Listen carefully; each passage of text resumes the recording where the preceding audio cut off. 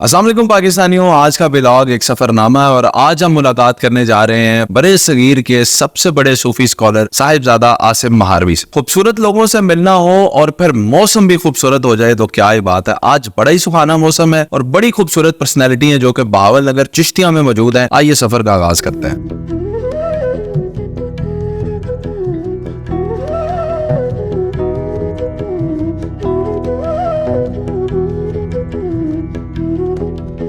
हमेशा की तरह किसी भी रूहानी सफर के आगाज से पहले हम मुदस्सर भट्ट साहब को कैसे भूल सकते हैं, तो यमल कॉलेज से मुदस्सर भट्ट साहब को लेने जा रहे हैं। जैसे ही हम यमल कॉलेज में पहुंचे तो सरप्राइजिंगली मुल्क पाकिस्तान के नामवर सना खान मुस्तफ़ा सल्लल्लाहु अलैहि वसल्लम सुल्तान अतीक रहमान भी वहीं पे मौजूद थे। बड़ी पुरजोश जफ्फी डाली और दिल की सारी बातें हमने चंद ही मिनटों में एक दूसरे के साथ कर डाली। मुदस्सर भट्ट साहब के ऑफिस में बैठ के काफी गुफ्तगू हुई, बातें हुई, सुल्तान अतीक भाई ने अपना व्लॉग बनाया और फिर हम सफर के लिए आखिरकार रवाना हो गए। सफर पैसों के बगैर तो हो नहीं सकता, इसलिए अब हम यहाँ पे एटीएम पे रुके हैं ताकि थोड़ी बहुत कैश अपने पास रख सकें। पैसे लेने के बाद अब वक्त आ चुका है कि पैसे दे भी दें, तो इस वक्त हम पेट्रोल पंप पे हैं और फ्यूल ले रहे हैं और इसके बाद तो फिर तकरीबन नॉन स्टॉप सफर चलेगा। फ्यूल लेने के बाद जैसे ही सफर का आगाज हुआ तो अल्लाह की रहमत भी बरसने लगी। बारिश और रूहानी सफर, साथ अपने करीबी दोस्त, वाह क्या बात है। इस वक्त तक हम तकरीबन 2 से ढाई घंटे का सफर कर चुके हैं और न जाने किस जगह पे ये होटल आया जहाँ पे हमने रुक कर नमाज पढ़ी और खाना खाया। खाना खाते हुए सबने खाने को खूब एंजॉय किया, लेकिन मैंने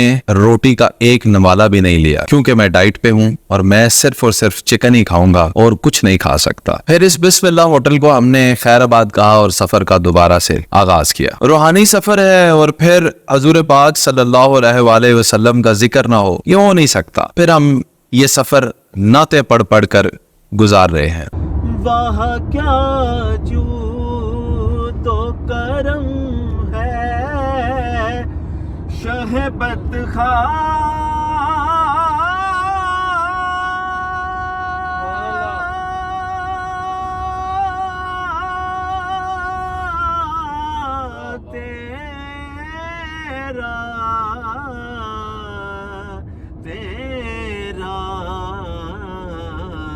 सारी रात सफर में गुजारने के बाद अब हल्की हल्की सूरज की किरणें हमें नजर आना शुरू हो चुकी हैं। आखिरकार 10 घंटे का तवील सफर करने के बाद हम अपनी मंजिल पर पहुंच ही गए, जिसका नाम है नूर मंजिल। ये चिश्तिया रिबात है जहाँ पे लोग दूर दराज से अमन की, दीन की, रूह के सुकून की बात करने आते हैं। इस बिल्डिंग को देखते साथ ही एक अजीब सा सुकून मिलता है। इस बिल्डिंग में मौजूद मुख्तलिफ रंग इंसान की जिंदगी के मुख्तलिफ जज्बात की अक्कासी करते हैं। ये बिल्डिंग तकरीबन 70 से 80 साल पुरानी है।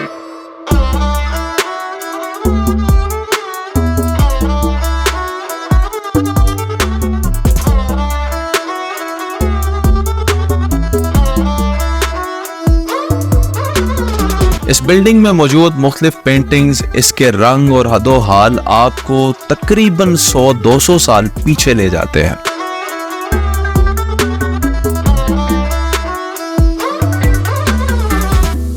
रात को सोने के बाद अब हम सुबह उठ के फ्रेश हो चुके हैं और सुबह के वक्त तो इस बिल्डिंग का मंजर ही कुछ और है। ये इस दुनिया की बिल्डिंग नहीं लगती बल्कि किसी और दुनिया की बिल्डिंग लगती है। अब हम तलाश कर रहे हैं कि हम कहाँ पे बैठ के साहिबजादा आसिम महारवी से पॉडकास्ट रिकॉर्ड कर सकेंगे। जगह तलाश करने के बाद वक्त आ चुका है कि अब नाश्ता किया जाए। नाश्ते में हमारे पास चिकन का सालन है, अरवी की भुजिया है, ऑमलेट्स हैं, चाय है और पराठे हैं। नाश्ता करने के बाद अब हम हाजिरी देने जा रहे हैं फख्रे औलिया हजरत किबला आलम ख्वाजा नूर मोहम्मद महारवी रहमतुल्लाह अलैह की दरगाह पे। जाते वक्त रास्ते में कुछ फैन मिले और उन्होंने काम की तारीफ की। दरबार पे हाजिरी के बाद कुछ फैंस मिले और फैंस को मिलने के बाद अब हम आगे बढ़ेंगे ताकि मुलाकात हो सके फाइनली हमारी साहिबजादा आसिम महारवी से। साईं के इंतजार में हम तुर्की से मंगाए गए रोमी तर्ज के डेकोरेशन पीस देख ही रहे थे कि अचानक साहिबजादा आसिम महारवी तशरीफ تشریف لے آئے. سائیں سے میری محبت لفظوں میں بیان نہیں کی جا سکتی. میں ان سے بے پناہ محبت کرتا ہوں اور جب بھی ان سے ملاقات ہوتی ہے